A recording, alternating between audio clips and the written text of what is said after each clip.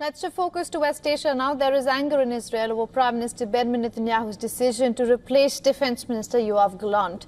Israeli opposition leaders stepped up their rhetoric against Netanyahu, calling him unfit and illegitimate to serve the country. פיטורי שר הביטחון גלנט אתמול הם מעשה טירוף של ראש ממשלה לא כשיר.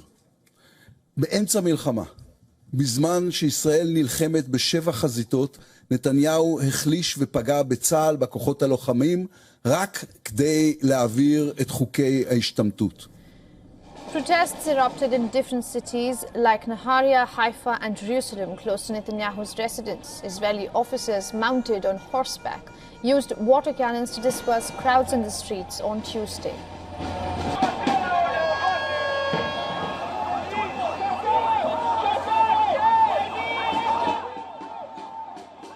Netanyahu's war cabinet is continuing the war against Hezbollah in Lebanon and Hamas in Gaza. Israeli Prime Minister Benjamin Netanyahu called Donald Trump after his election victory and discussed Iranian threats with his ally.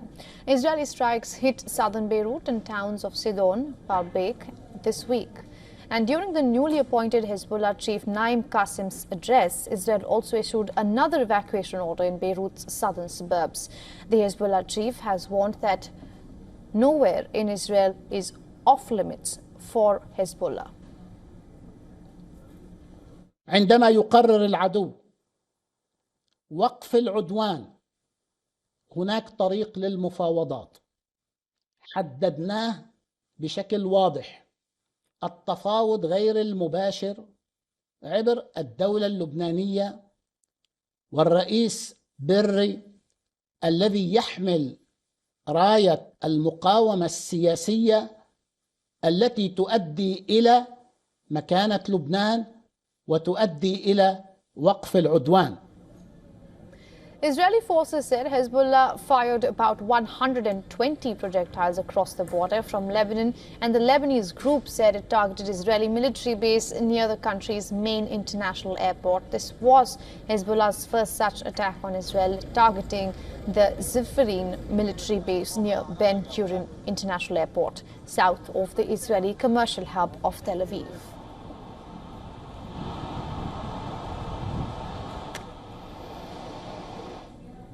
Now correspondent Jody Cohen reports. So Defense Minister Galant has just given a statement in which he said that the security of Israel has been and always will be his life's mission. Now, his term ends officially in 2 days. He said he's proud of his achievements during his time as Defense Minister and said that he really is sticking to some principles, and he outlined these as being that everybody eligible should serve in the Israeli army, that all of the hostages must be returned home fast while they are still alive. And he believes that a national commission of inquiry into the failures on the 7th of October, that's the date when Hamas launched its attack on Israel, he says that should be set up. And he ended his statement by saluting the fallen, the injured, the hostages and their families. Now, protesters in the meantime are taking to the streets. They're calling this Galant Night 2, referring to the major protests that took place the last time that Prime Minister Netanyahu fired Defense Minister Galant. At that time, hundreds of thousands took to the streets and Netanyahu reversed his decision. So far, we're seeing major protests in Jerusalem, Tel Aviv, Haifa and other places. And it's being reported that tens of thousands of people are taking to the streets.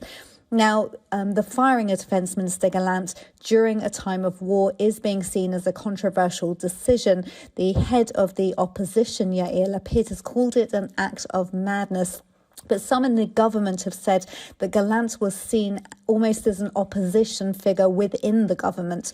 And Prime Minister Netanyahu said that he fired Galant because they had disagreements on the war management and that he was seen as an obstacle to Israel's victory in Gaza. That didn't come from Netanyahu, that's come from some within the coalition.